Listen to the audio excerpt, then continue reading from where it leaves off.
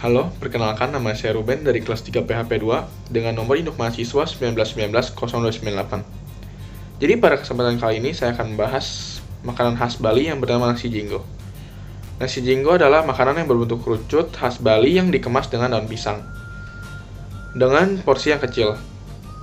Nah, untuk harganya, sebelum krisis moneter Indonesia pada tahun 1997, nasi jinggo sendiri memiliki harga 1.500 yang ditranslasikan dalam bahasa Hokkien yaitu jenggo, sehingga muncullah nama jenggo itu sendiri. Nah, setelah krisis moneter Indonesia, kini harga satu porsi nasi jenggo adalah sekitar 2.000 hingga 4.000 rupiah. Nah, sesuai dengan harga yang murah, nasi jenggo sendiri memiliki porsi yang sangat sedikit, sehingga para konsumen harus membeli beberapa bungkus agar dapat merasakan kenyang. Nah, pada peredarannya pada saat ini tidak hanya dijual di jalanan, kini nasi jenggo telah menjadi sajian alternatif untuk berbagai upacara religius, perayaan ulang tahun, ataupun konsumsi rapat. Untuk sejarahnya, berdasarkan dari kutipan artikel Tribunnews News Wiki, sejarah nasi jinggo sendiri telah ada semenjak tahun 1980.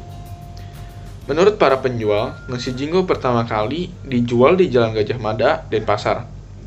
Di tempat tersebut terdapat pasar Kumbasari yang beraktivitas selama 24 jam. Nah, banyak orang di pasar tersebut yang berdagang dan perlu makanan pengganjal perut di malam hari. Nah, sehingga muncullah sepasang suami istri yang pertama kali menjual nasi jinggo. Kreasi mereka sangat disukai sehingga kini banyak penjual nasi jinggo yang tidak hanya di Denpasar tetapi di kota-kota lain di Bali. Bahkan hingga di luar Pulau Bali, seperti di Kediri. Nah, sekarang kita dapat menemukan banyak sekali tempat makan nasi jinggo seperti restoran nasi jinggo Sambal Ijo yang terletak di Jalan Tokat Baru, Pemogan di Denpasar Selatan. Dan ada nasi jinggo Wikowi yang terletak di Jalan Benoa, Kecamatan Kuta Selatan di Kabupaten Badung.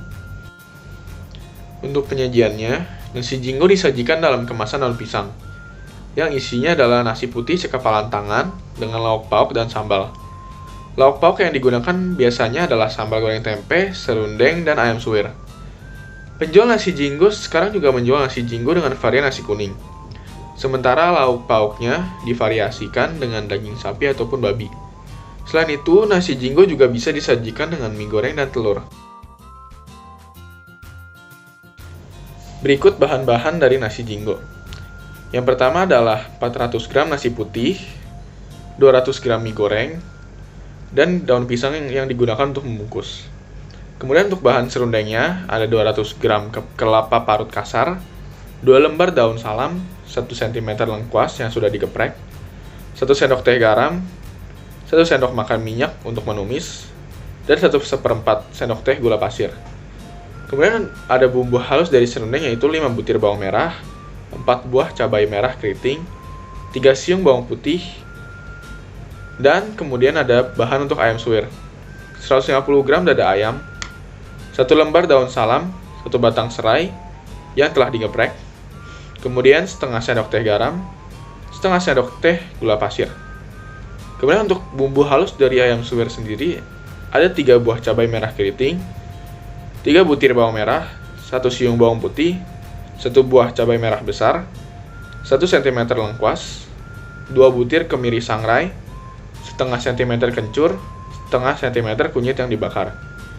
Kemudian untuk bahan sambalnya adalah 3 butir bawang merah, 2 buah cabai merah besar, 1 siung bawang putih, 1 buah cabai merah keriting, 1 buah tomat yang telah dipotong-potong, 1/4 sendok teh terasi, setengah sendok teh garam, 1/4 sendok teh gula pasir, dan yang terakhir adalah 1/4 sendok teh air jeruk limau. Kemudian pada proses pembuatannya, yang pertama adalah proses pembuatan serundeng. Yang pertama adalah panaskan minyak, tumis bumbu halus, daun salam dan lengkuas hingga harum dan matang. Kemudian masukkan kelapa parut kasar, beri garam dan gula pasir sesuai selera. Kemudian diaduk hingga kering. Kemudian untuk ayam suwirnya, yang pertama adalah lumuri ayam dengan bumbu halus, garam, gula pasir, daun salam, dan serai. Kemudian didiamkan selama 30 menit agar bumbu meresap. Kemudian panggang ayam dalam oven selama 50 menit dengan suhu di bawah 180 derajat Celcius sampai matang. Kemudian dinginkan ayam panggang sebelum disuir. Kemudian aduk rata suiran ayam dengan bumbu sambal. Kemudian untuk penyajian dari semua bahan tersebut adalah: yang pertama adalah ambil selembar daun pisang yang sudah dicuci bersih. Kemudian sendokkan nasi putih sekekapalan tangan. Kemudian tutup dengan sepotong daun pisang lagi. Kemudian letakkan serundeng, ayam suwir, dan mie goreng. Dan bisa ditambah lauk lain yang diatur sesuai selera. Kemudian nasi jinggo tersebut dibungkus dan siap disajikan.